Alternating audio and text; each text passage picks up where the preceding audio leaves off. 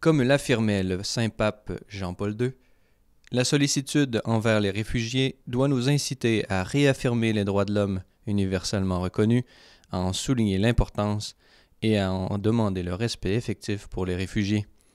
Aujourd'hui, à Focus catholique, nous vous présentons l'entrevue réalisée auprès du père jésuite Naura Samour, directeur régional du service jésuite des réfugiés pour le Moyen-Orient, le JRS, et qui s'est entretenu avec nous sur sa vocation personnelle à la vie consacrée, mais également de la situation des réfugiés en Syrie et du travail humanitaire opéré par le JRS.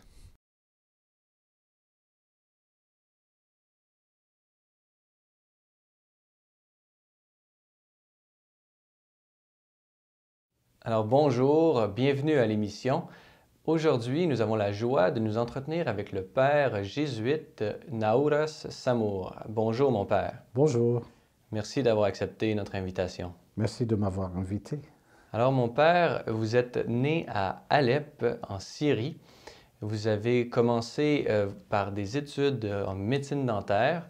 Aujourd'hui, vous êtes jésuite et vous êtes le directeur régional pour la Syrie du service jésuite pour les réfugiés, le JRS. Est-ce que c'est possible de nous dresser un peu un portrait des raisons qui ont fait en sorte que vous vous consacriez à Dieu à travers la compagnie de Jésus? Alors, ce qui m'a amené, disons, à réaliser ma vocation, c'était justement le service social. Le service social, c'est là où j'ai senti cet appel. C'est grâce à un groupe à Alep, là où on a essayé un peu d'aider les familles un peu marginalisées, familles pauvres, via le soutien scolaire des enfants. Donc, c'est avec ce groupe-là, et puis accompagné par un autre groupe de prière, que j'ai commencé à sentir cet appel. Qu'est-ce que je dois faire de ma vie, etc., pour être un peu, heureux, quoi. Voilà, 2006, j'étais ordonné prêtre. 2007, retour en Syrie.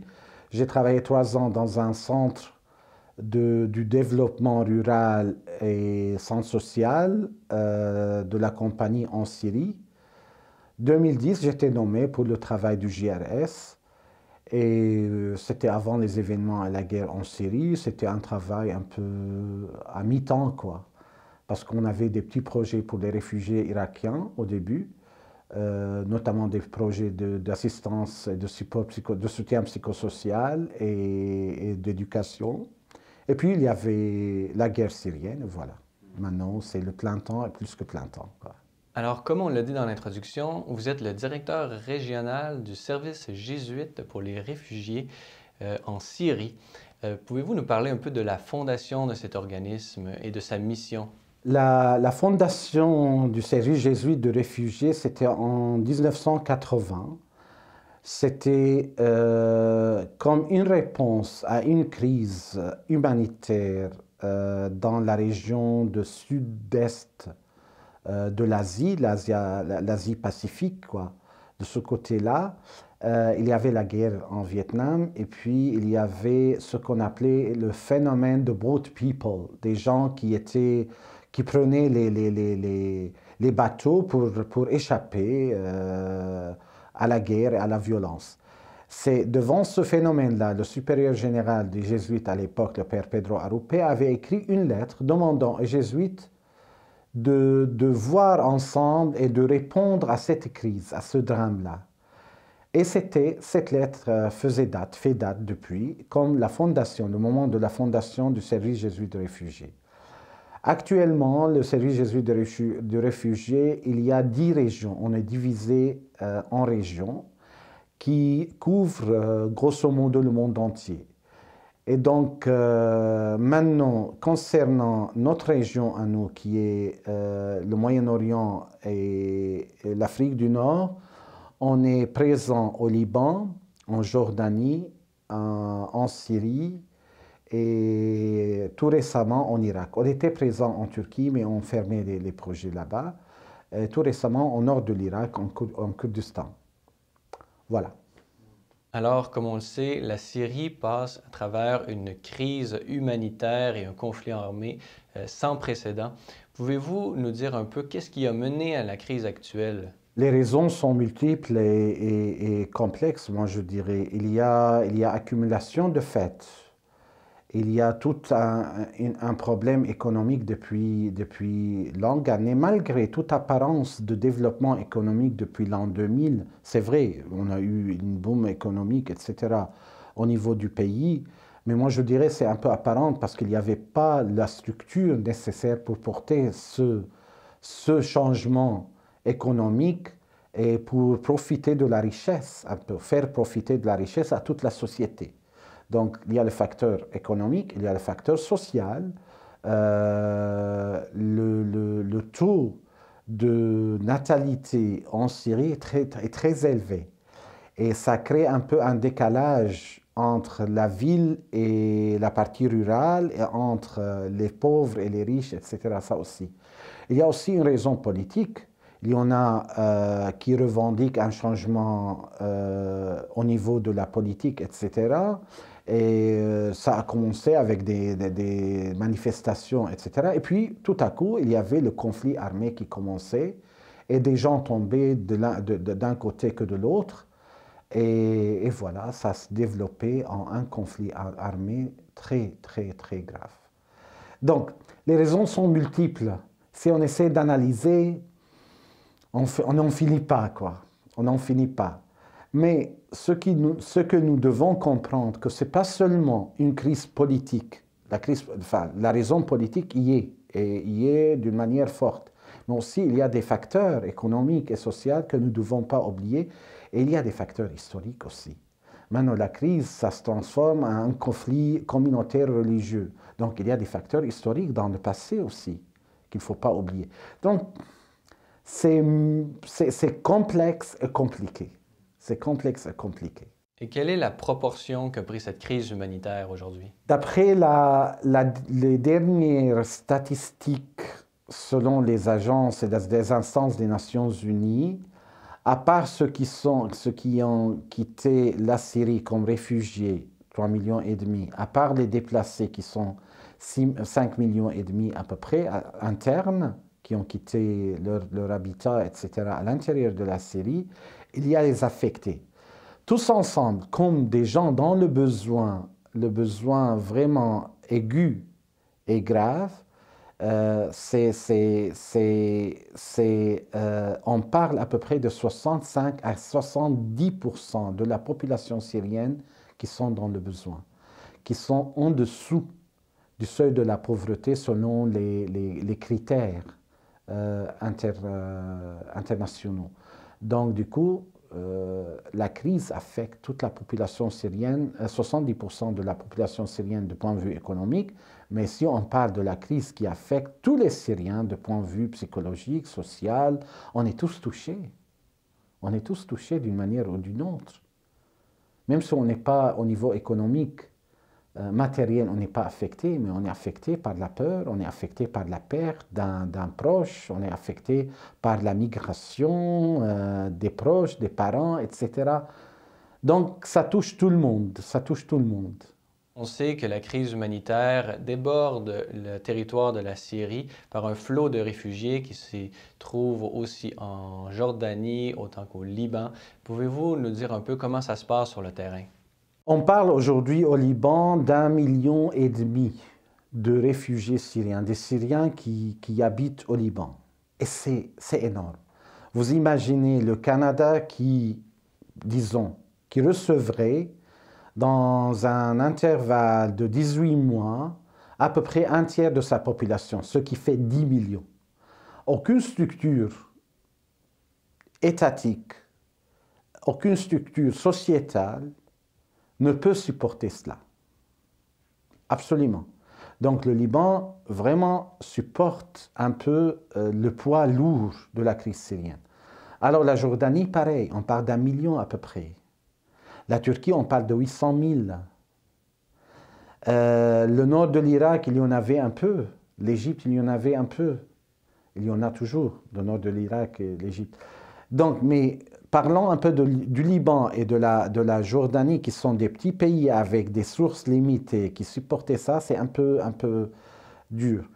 Et donc, sans parler aussi des conséquences et des répercussions du conflit syrien aux pays voisins. Quand il y a un conflit en Syrie, ça va se répercuter au Liban et on assiste à des scènes incroyables aussi au Liban. En Jordanie, j'espère non, pas encore, mais j'espère jamais non, qu'il n'y ait rien en Jordanie par la suite, comme répercussion, comme retombée, comme conséquence du conflit syrien au niveau conflit interne aussi en Jordanie. L'Irak, on a vu. La Turquie, j'espère non, mais voilà. Aussi, il y a des choses, il y a des facteurs de conflit aussi qui se jouent, notamment sur les frontières avec la Syrie. Dans cet endroit-là, les Kurdes, avec les Arabes, avec... vous voyez? Donc, c'est une crise qui touche un pays, mais en même temps, c'est une crise qui est, j'allais dire, globalisée d'une certaine manière. Si on parle de la globalisation, de mondialisation, c'est une crise mondialisée aussi. Il suffit de compter les ressortissants des combattants impliqués dans la crise et le conflit syrien. On compte à peu près 90 pays différents dont des membres de ces pays sont présents pour se battre l'un contre l'autre. Donc voilà. Maintenant en Syrie, on parle de l'État islamique qui est, vous voyez là, le calife Baghdadi et tout ça, ceux qui sont le plus radicaux, les plus durs. Mais ce n'est pas un État qui a un peu la vision de s'emparer de toute la Syrie. C'est un État impérialiste qui veut s'emparer du monde entier et qui existe en Irak et en Syrie aussi. Donc, est-ce qu'on parle du conflit syrien quand il s'agit du même groupe de ISIS, ces gens-là qui sont en Irak? On ne parle pas de la Syrie dans le sens, la Syrie comme carte géographique, mais c'est le même conflit. Donc c'est un conflit qui dépasse les frontières, qui va au-delà des frontières établies, reconnues et connues, et qui affecte tout le monde. Quel est le rôle du service jésuite pour les réfugiés en Syrie, dont vous êtes le directeur régional? Alors nous sommes présents en Syrie, dans les grandes villes de Syrie, du nord jusqu'au sud, Alep, Homs, Damas. Alep qui est dans le nord, Homs qui est au centre et Damas qui est la capitale. Et puis nous essayons de servir vraiment tout venant dans le besoin, avec évidemment des critères de choix pour les gens, les nécessiteux, disons. De même, nous essayons de servir tout le monde sans distinction, entre musulmans, chrétiens, entre musulmans de différentes communautés, chrétiens de différentes communautés, entre, disons, sans prêter beaucoup d'attention et sans poser la question, nous posons la question sans que nous posions la question, sans poser la question pour les gens sur leur appartenance ou leur affiliation politique même, etc. Nous essayons de servir les gens dans le besoin, ceux qui sont vraiment les plus fragiles, les plus exposés au danger, ceux qui sont dans un état parfois lamentable, qui étaient obligés d'être déracinés, complètement déracinés, et partir sans rien sinon les habits qu'ils portaient. Et donc, qu'est-ce que nous faisons? Il y a 3 piliers de service. Premier pilier, tout travail d'assistance et d'urgence. Et là, je parle de tout ce qui est, il s'agit de tout ce qui est service alimentaire, distribuer des paniers alimentaires à toutes les familles enregistrées dans nos centres, selon des critères de choix bien établis, avec des systèmes de points, et puis à partir de ça, on essaie de dire cette famille est acceptée ou non. Okay? Parce que finalement, il faut faire le choix, on ne peut pas servir tout le monde.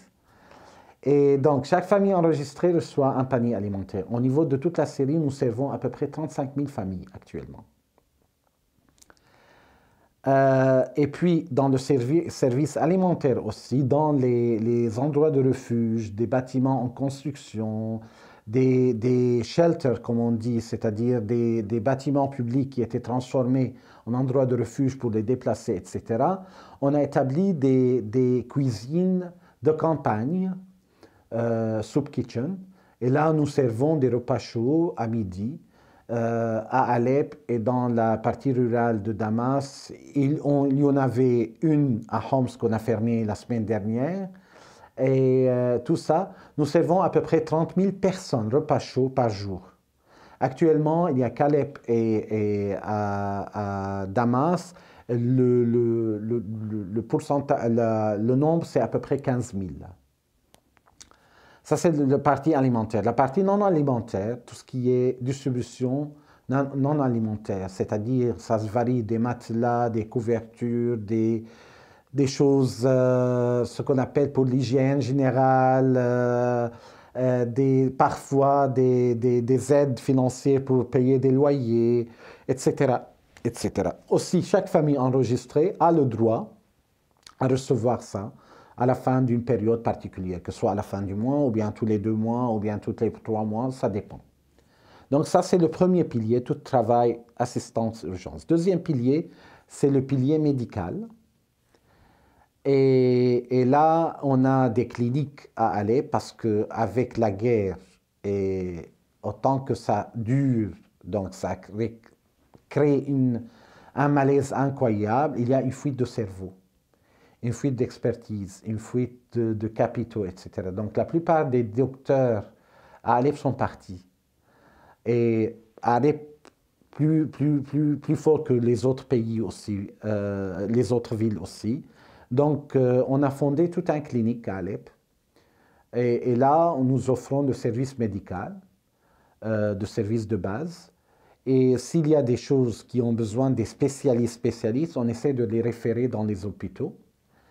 Et c'est un service extraordinaire et qui répond à un besoin important. Et là, je dois dire que c'est grâce à la solidarité canadienne qu'on a pu établir et financer ce clinique. En partie, mais vraiment une partie importante. Pas seulement, mais une partie importante de notre service là, médical, c'est grâce à la solidarité avec le Canada. Et donc, la Caritas Canada qui est développement et paix. Donc, et aussi, on essaie d'offrir les médicaments aussi, de toutes les maladies chroniques, etc. Troisième pilier, et ça c'est le travail qui fait le trait marquant du GRS depuis toujours. Le GRS, ce n'est pas une organisation d'assistance et d'urgence. On n'est pas le Médecins sans frontières qui, le lendemain d'une crise, essaye de joindre pour répondre.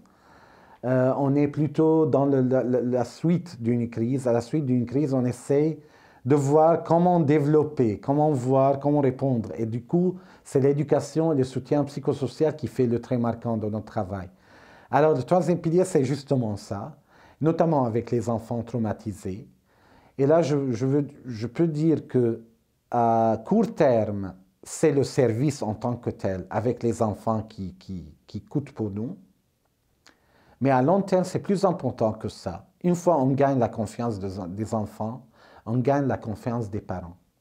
Sachant que nous servons des gens de tous bords, et parfois des enfants qui viennent du même village, dont les parents sont battus les uns contre les autres, et sont tous les deux actuellement déplacés. Et là, quand on gagne la confiance des enfants, on peut gagner tout de suite, automatiquement, la confiance des parents, des adultes. On peut faire des activités avec les adultes. On a commencé à le faire, qui encourage par la suite, et c'est à long terme, la réconciliation et la retrouvaille, j'allais dire, d'une série inclusive qui est pour tout le monde. C'est ingrat, c'est un travail ingrat, c'est pas dont les résultats ne sont pas donnés d'emblée. Mais à mon avis, ça vaut la peine de faire quelque chose dans ce domaine. Au synode qui a eu lieu en octobre dernier, on a beaucoup parlé du rôle néfaste de la guerre sur les familles.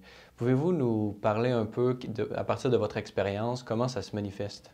Je peux parler des constats, mais pas d'une manière scientifique avec une analyse sociologique bien claire, des critères, etc. Évidemment, il y a des conséquences négatives sans doute de la guerre sur la famille et sur la famille comme structure, comme noyau de la société. Tout d'abord, il y a ce phénomène de déplacement. Bon, on est obligé de quitter nos racines pour aller vivre ailleurs à cause de la guerre. Ça pourrait créer, et ça c'est des constats, une sorte un peu l'estime de soi, notamment pour les hommes qui ont, selon la culture chez nous, sont les hommes qui ont le devoir, le premier devoir, de prendre en charge toute la famille. Et là, ceux qui ont perdu tous leurs moyens pour financer et tous leurs moyens de défendre, de protéger leur propre famille, ça pourrait affecter la psychologie. Et là, on entend des histoires des gens désespérés, notamment des hommes. Et ça pourrait avoir des conséquences sur la manière de traiter aussi bien avec les femmes qu'avec les enfants. Peut-être on entend aussi des histoires, là où il y a des histoires de violence. Donc, sans juger, hein, j'essaie de vous dire un peu les histoires que nous pouvons entendre. Et donc, tout un système qui est en crise aussi, qui est la famille comme système dans le sens, dans le terme système sociétal, hein, qui est composant important de la société. Donc, effectivement, il y a des conséquences. Alors, maintenant, sur les familles, comme composant d'Église, nous assistons à un phénomène qui est l'immigration, qui est les gens qui quittent, etc., etc. Et donc le nombre aussi des gens engagés dans l'Église diminue beaucoup. Quels sont vos espoirs pour la Syrie, je dirais, à court terme et à plus long terme? Écoutez, franchement, en tout réalisme et en toute rationalité, moi je dirais qu'il n'y a plus rien à faire.